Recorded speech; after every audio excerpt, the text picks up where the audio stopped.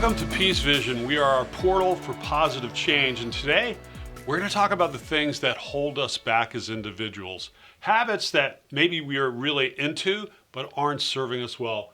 And with us today is David Essel here to shed some light on the topic. Thank you so much. Absolutely, John. So you work with a lot of people as a life coach. What's your experience in terms of how personal habits can hold us back?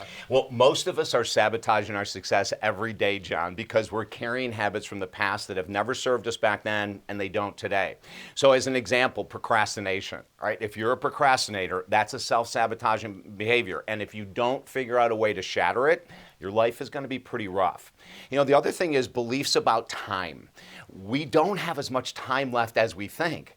So I'll write the book in a couple years, I'll do this in a couple years, I'll do that, and then a couple years go by, and then they put it off again. So we have to look at action today. What are your biggest goals? Quit sabotaging it with saying you're going to put it off and do it later. And then the other thing is personal habits. Do we sleep in when we really need to be up earlier, being more productive? Do we write the night before a list out of the complete steps that we have to take the next day to be productive at work? You know, I have another client I'll share with you right now that couldn't understand why he wasn't getting momentum in his business. And I asked him about what he did with his planning. He said, I get up first thing in the morning, and I go, there's your issue.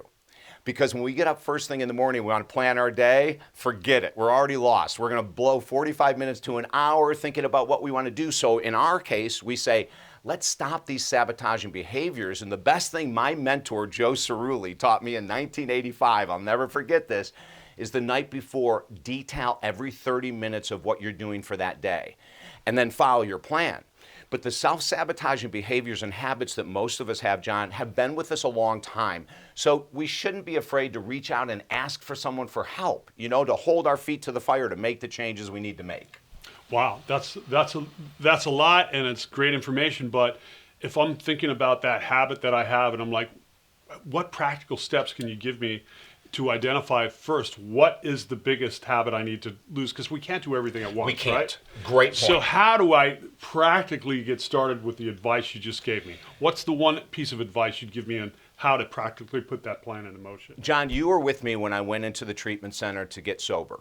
You came to my house that morning and filmed me. The most important thing, the only goal at that time of my life was to get sober.